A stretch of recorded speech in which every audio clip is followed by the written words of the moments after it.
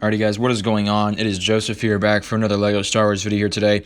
And today we're going to try a little bit of a different video and a new series. Today I'm going to be talking about the entire LEGO Star Wars 1999 wave and just giving my thoughts and opinions on the wave.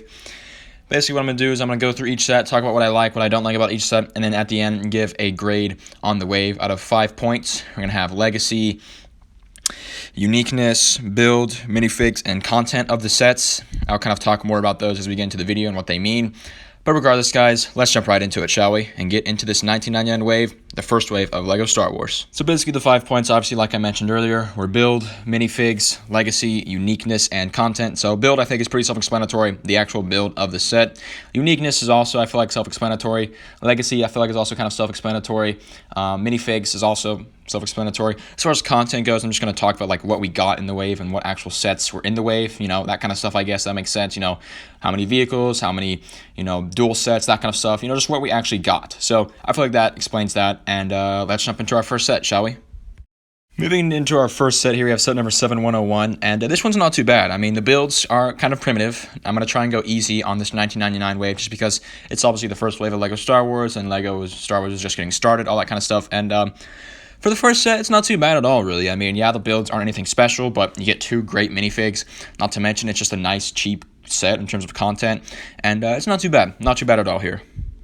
Moving on, we have the legendary first ever LEGO Star Wars Luke's Landspeeder. This is set number 7110, and it's not very pretty to look at, I'm not going to lie. The build is not very good, but that's okay. It's kind of cute, it's kind of funny, nostalgic, really. Minifigures aren't too bad. I mean, Luke and Obi-Wan, or Ben Kenobi, I guess, isn't too bad.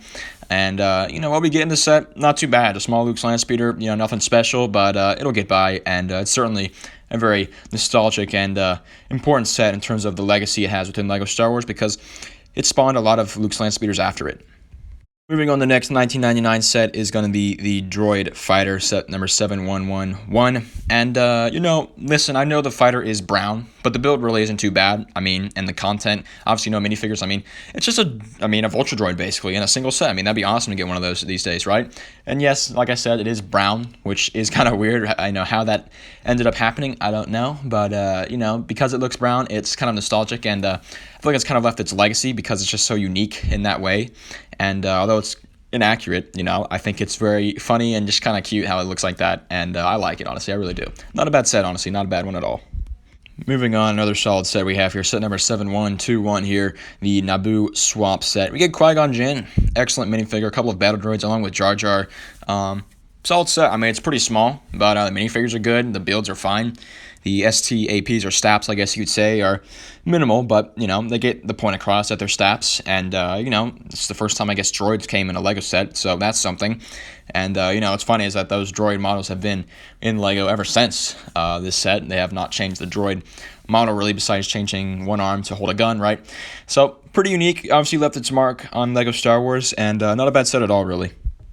Moving forward, we have set number 7128 here, and this one, not too bad. Pretty good set, honestly. I mean, you get Luke Skywalker, 2 Scout Troopers, and 2 speeder bikes. This is a good set. If LEGO released this today in an updated form, I would certainly buy this one.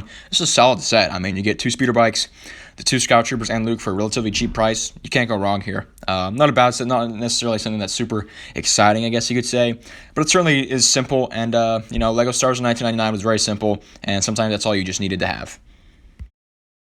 Moving forward here, we have the OG Snowspeeder, and, it doesn't look too bad. Obviously, it's influenced a lot of the future Snowspeeder models, and, for being 1999 and comparing it to some of the other builds you've gotten in this wave and that we're going to see in the next sets that I show you guys, this build's not too bad. Some of the builds are pretty awful, but this one's not too bad, really. Like, the Vulture Droid was literally brown, which, how that happened, I don't know, but this one isn't too bad, honestly. The minifigures are decent as well. Just a lot of nostalgia for the set, and just a huge legacy it's left on LEGO Star Wars, so this is a good set. This is a really good one. Moving forward, like I said earlier, some of the builds are not going to be too pretty, and this is Anakin's Pod Racer, set number 7131. Listen, the build is kind of funky looking. I know we had that, tan piece of bricks that, connects the engines in the actual, pod of the Pod Racer, and it looks kind of weird, but, I mean, I guess if you look at it too hard, kind of, focus too much on that, it might ruin the set for you. But if you don't look at it, you just kind of look at it as a whole and don't pay attention to that kind of weird part that sticks out, it doesn't look too bad. It really doesn't. And, it certainly gets the point across that it is a pod racer and then it's Anakin's. And, obviously the minifigures are decent as well. You get a pit droid, which, again, looks kind of weird, but, that's fine. It's an OG pit droid. And you get Anakin, of course. And, if you put away the build, which is kind of a mess, it's really not too bad. Not a bad set at all. Moving forward, might be the best set from the 1999 wave is the X-Wing here. Like I said, there's some good models in this wave and some bad ones. And for being a first-time model, this X-Wing looks pretty good, I'm not going to lie. This thing is really revolutionary in my opinion. It's obviously inspired a lot of other X-Wings that we've seen. I mean, we just got an X-Wing in 2021, 22 years later after this set came out. I mean, isn't that special? And this X-Wing still looks pretty decent. I mean, obviously, it's not going to look nearly as good as some of the newer X-Wings we get, but it looks fine. It really does. And, it's a good set. It really is. Good minifigures as well. Not bad at all. Not bad at all, LEGO.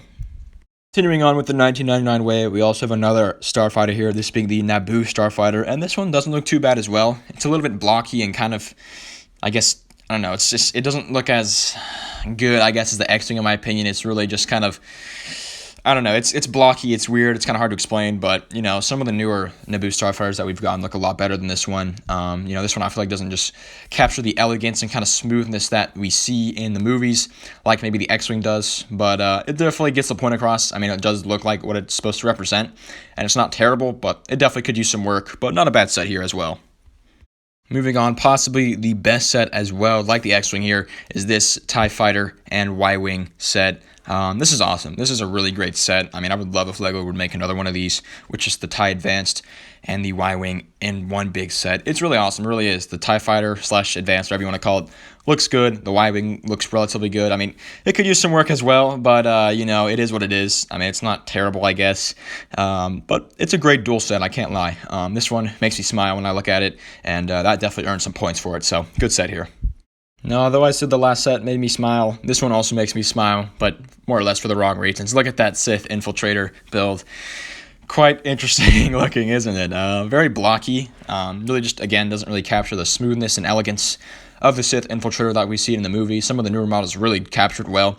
This one, unfortunately, doesn't do that, but I guess it also gets the point across that it is a Sith Infiltrator, I guess. If you looked at it, you could probably identify, oh, that's a Sith Infiltrator, but it looks kind of weird, like it was made in Minecraft or something like that, right? But it does get the point across, and you get Darth Maul and some of his probe droids, so it's a cool set. I have to admit, it would be really cool to own one of these 1999 sets. It'd be almost kind of like a flex to have one of these, because these are just really cool anyway, and they did spawn LEGO Star Wars, so that's definitely something. Moving into one of my favorite sets here, we have set number 7161, the Gungan submarine thing. And this thing is awesome. I love this thing. Is it the greatest model? Maybe not. I think they made one in 2011 that's a little bit better than this. But this one, it just looks good. I like it. I think they did a good job with this model. The minifigures are great. And it's a good set. I really like this one. I really do. And it also makes me smile when I look at it. There's a lot of nostalgia for this set. And it looks really good. It really does. All the models, some of them are bad. But this isn't bad at all. I like this a lot. Into the 13th and final set of the 1999 LEGO Star Wars wave. I did say that there were a lot of good LEGO Star Wars sets out from this wave. There were, like the previously mentioned Gungan sub, but the Mos Espa pod race is probably the best one by far. It's definitely the biggest set, I guess, in terms of like what you get, and just all the pod racers. It's really good. It's really good. You get Anakin's pod racer, which again is kind of a mess. If you look at all the pod racers, if you look in the middle, you have those tan pieces that hold them together, and that's kind of weird to look at. But if you just don't focus yourself on those, you'll find that these are not too bad. And you get Sebulba's pod racer, you get another pod racer, you get the Mos Espa pod race. It's great. It's really a fantastic set. They went all out with this one, and I feel like they hit a home run. It would be awesome. Imagine if LEGO made another one of these today, an updated version, right? That would be so awesome, right?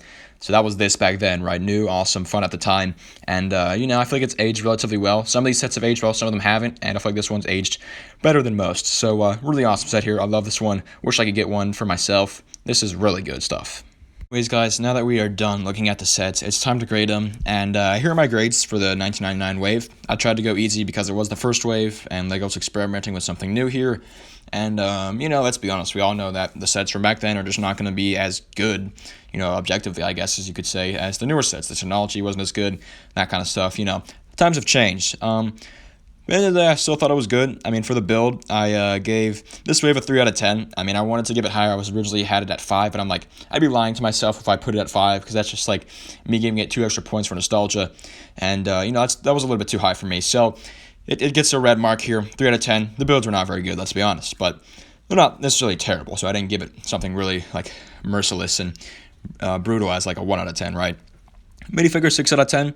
Yeah, the minifigures have yellow skin and they're not super detailed, but they're not too bad. I mean, you get a few Darth Mauls here and there, Qui-Gons, Luke's, Ben Kenobi's, some pod racers. Not too bad, really. And, they get a 6 out of 10. Content 6 out of 10. I mean, we didn't get any sets that were super special, really. Usually all these sets that we see here are remade every few years, like the X-Wings, the TIE Fighters, Y-Wings, that kind of stuff. So that's that, but it's certainly not a bad wave, and not only that, but they're only 13 sets, so, that kind of holds it back as well. But it gets a 6 out of 10 for me as well from there. Uniqueness, it gets a 9 out of 10. Like I said, a lot of these sets in this wave are kind of remade every couple of years or so that hurts it, but it's $19.99. It's Lego Star Wars. The box art's really unique. The sets are really unique. It has yellow minifigures, so that definitely bumps its uniqueness score, to a 9 out of 10. So that's that. Just because it's $19.99, that just unique era of Lego and Star Wars in general, it definitely helps it there. So 9 out of 10. Legacy, 10 out of 10. I mean, it started what we know as today to be Lego Star Wars that we all, know and love and all that good stuff. So I got to give it 10 out of 10 there. There's really no other option for me. Overall, it gets a 6.8 out of 10. I know it doesn't look too good, I guess. That's not great. But, we knew that, in terms of the technology and builds and that kind of stuff, that was definitely going to hold this wave back. I mean, if the builds were a little bit better, it definitely could have been higher. But it gets a 6.8 out of 10, which is still good.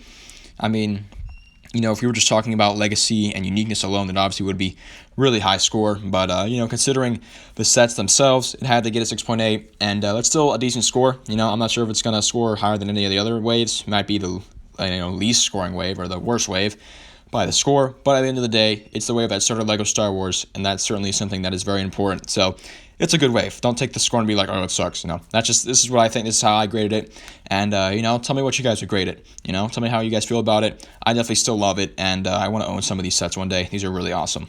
Anyways, guys, that's pretty much going to do it for today's video. Again, kind of a longer video today. I just wanted to talk about the 1999 wave. A few days from now, I think I'm going to try and get out the 2000 wave, so that's going to be fun. I'm definitely excited to do this because it's kind of neat to go through all the waves in the history of LEGO Star Wars, so that's going to be interesting. But as always, guys, thank you all for watching. Make sure to like and subscribe. Thank you all for all the support, and I will see you guys next time on JT Bricks.